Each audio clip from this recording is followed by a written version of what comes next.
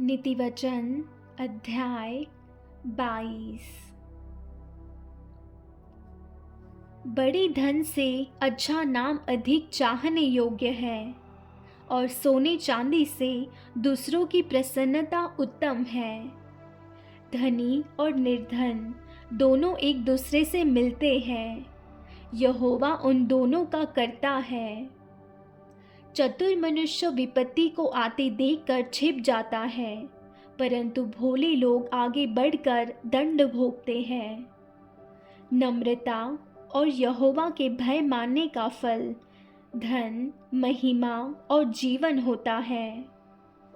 टेढ़े मनुष्य के मार्ग में कांटे और फंदे रहते हैं, परंतु जो अपने प्राणों की रक्षा करता वह उनसे दूर रहता है।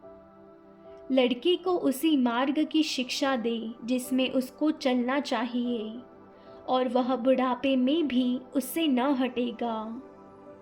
धनी निर्धन लोगों पर प्रभुता करता है, और उधार लेने वाला उधार देने वाले का दास होता है।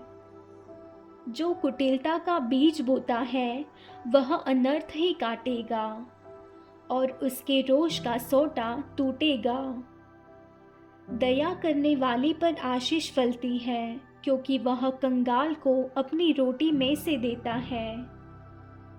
ठट्टा करने वाले को निकाल दे, तब झगड़ा मिट जाएगा, और वाद विवाद और अपमान दोनों टूट जाएंगे।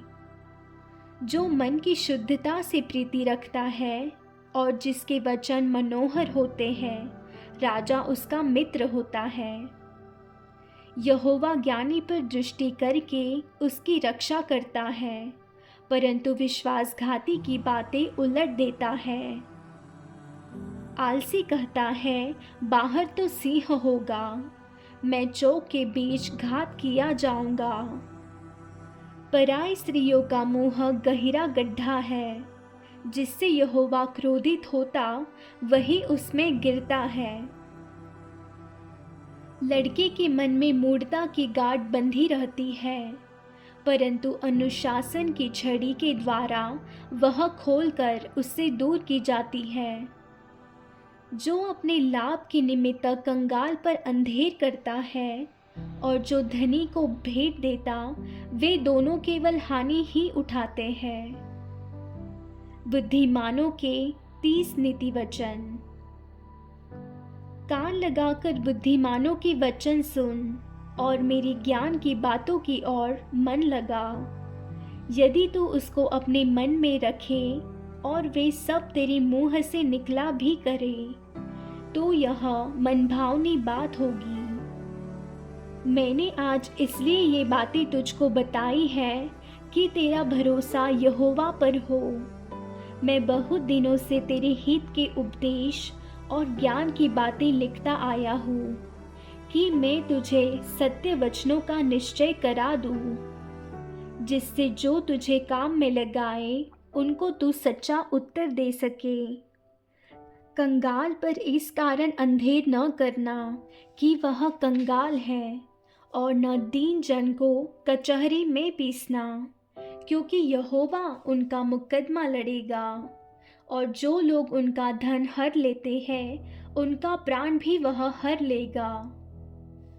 क्रोधी मनुष्य का मित्र न होना और झट क्रोध करने वाले के संग न चलना, कहीं ऐसा न हो कि तू उसकी चाल सीखे और तेरा प्राण फंदे में फंस जाए।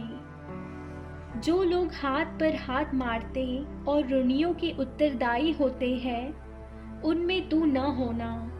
यदि भर देने के लिए तेरे पास कुछ न हो, तो वह क्यों तेरे नीचे से खाट खींच ले जाए। जो सीमा तेरे पुरखाओं ने बांधी हो, उस पुरानी सीमा को न बढ़ाना। यदि तू ऐसा पुरुष देखे जो कामकाज में निपुण हो, तो वह राजाओं के सम्मुख खड़ा होगा, छोटे लोगों के सम्मुख नहीं।